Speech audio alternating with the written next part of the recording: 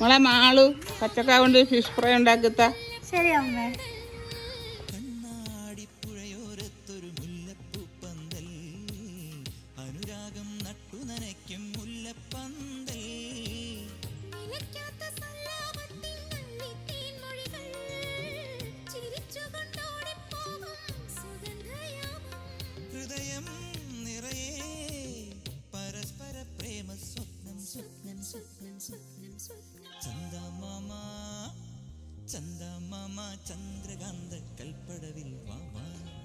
അമ്മ അമ്മതെ പച്ചക്ക fish fry.